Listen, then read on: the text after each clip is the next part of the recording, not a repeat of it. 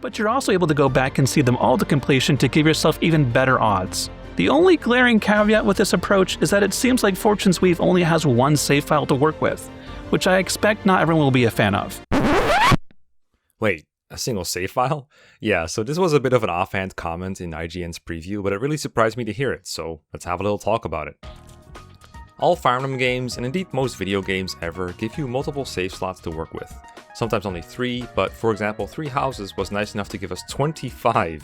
Not on release, but we did eventually get 25. And I'm the kind of person who will use as many save slots as I'm given.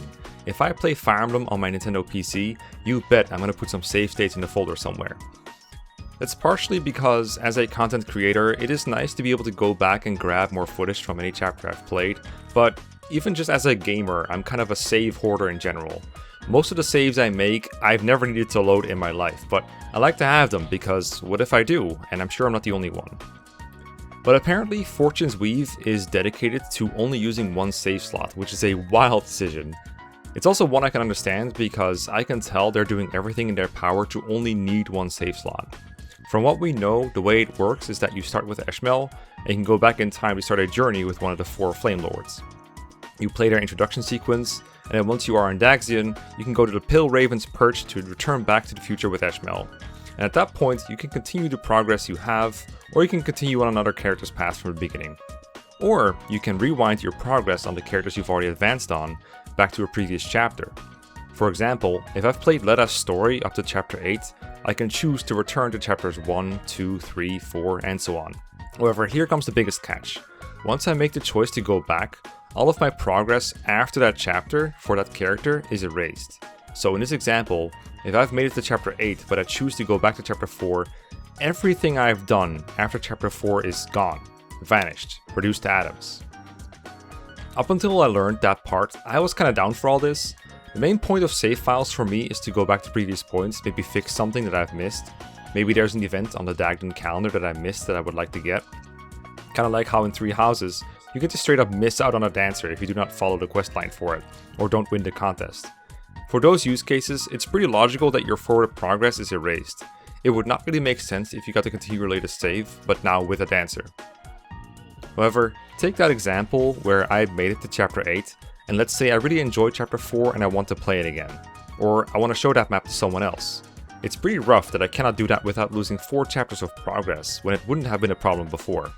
I discussed the single save file and a bunch of other Fortune's Weave stuff on a podcast with Pavis, a fellow Fire Emblem creator, and he was pretty sure that we're getting more saves post-launch. But if there is stuff like this, like you were saying, of, oh, you can miss out on events, or you miss out on stuff, and you can't, you only have the one save to work with. I can see that being frustrating for other types of players. Like for me, I think I'll be okay. I'm fine with this. And also, I'd be shocked if they didn't add more saves in a patch or something. But for me, the system is already kind of working as having, I guess, 4 saves. I don't know if I agree with that, because at this point, the game's backend might be built around the mechanics of the Pale Raven Perch, and it might not be so simple as to just add more save slots. Maybe the memory space used for this functionality is what is normally reserved for multiple save slots.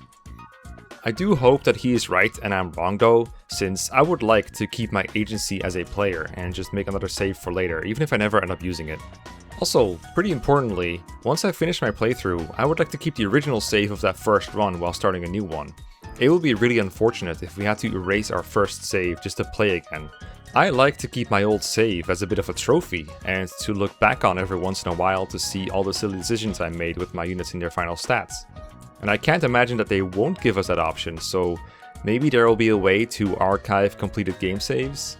I will make the prediction that there's going to be some kind of New Game Plus feature to carry over meta progress to a new save file.